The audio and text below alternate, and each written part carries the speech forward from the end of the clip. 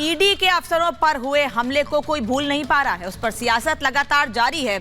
एक तरफ राज्यपाल ये कह रहे हैं कि इस पूरे मामले में कड़ी से कड़ी कार्रवाई होनी चाहिए, वहीं ईडी के अधिकारी भी एक्शन में हैं और शाहजहां शेख के खिलाफ लुकआउट नोटिस जारी कर दिया गया है। और अब भारतीय जनता पार्टी कांग्रेस और टीएमसी पर निशाना साध रही है, कह रही है उनकी मिली भगत है, उनकी वजह से ही ईडी के अफसरों पर हमला हुआ है पश्चिम बंगाल में। रिपोर्ट देखिए।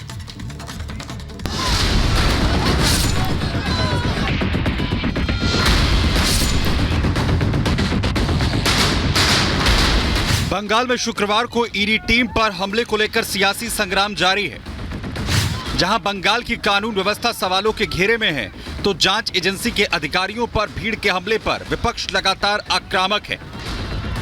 एक तरफ बीजेपी हिंसा की एनआईए जांच और राज्यपाल से मुलाकात कर दोषियों पर सख्त एक्शन की मांग कर रही है, तो अब इंडी अलायंस में टीएमसी की सहयोगी पार्टी कांग्रेस भी ममता सरकार पर निशाना साध रही है। बंगाल में ईडी पर वार, सियासत जोरदार।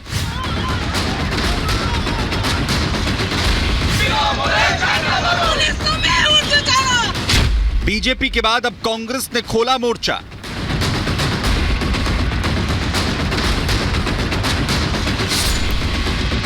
बंगाल में ईडी टीम पर हमले को लेकर कांग्रेस सांसद अधीर रंजन चौधरी ने ममता सरकार को आड़े हाथ लिया है, जहां उन्होंने टीएमसी के अंदर खूनी दरिंदे होने की बात कहते हुए ईडी को बड़ी नसीहत दे दी। तो ईडी खुद एक संस्था है, जहां जाए अपने भारी भरकम फौज लेके जाए, बस डर है तो जो डर गया सो मर गया। ये सारे इन लोगों को पार्टी के अंदर जो सारे खतरनाक शख्स रहते हैं, खूनी दरिंदे रहते हैं। अधीर रंजन चौधरी के इस बयान के बाद बीजेपी ने भी ममता सरकार पर जोरदार प्रहार किया है कि बंगाल में लोकतंत्र समाप्त हो गया है, बंगाल में संघीय ढांचा समाप्त हो गया है, बंगाल की मुख्यमंत्री डिक्टेटर की भूमिका में है और अपने को समझती है कि ये भारत से कटा हुआ है, ये किम जोंग की तरह ट्रीट करती है। बंगाल में जनता ने वोट दिया इस सरकार को, इसलिए सरकार जो कर रही है उसकी सजा जनता ही देगी।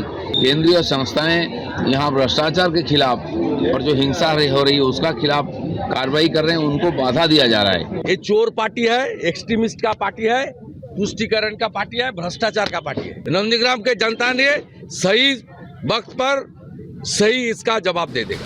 वहीं बंगाल में ईडी टीम पर हमले के बाद सियासत की गूंज पड़ोसी राज्य बिहार में भी सुनने को मिल रही है, जहां सूबे के बीजेपी नेताओं ने यह आशंका जता दी कि जो कुछ बंगाल में हुआ है वो बिहार में भी हो सकता है।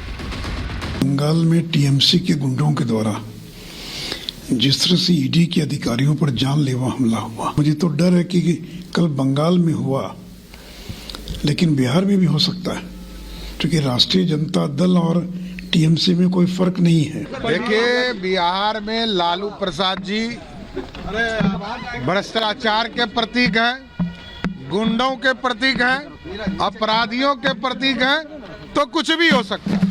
बंगाल में ईडी अधिकारियों पर हमले का मुद्दा गरमाया हुआ है, जिसे लेकर पूरे देश में आक्रोश है और हर तरफ से यही मांग है कि दोषियों के खिलाफ सख्त से सख्त एक्शन हो। Bureau report, Republic Bharat.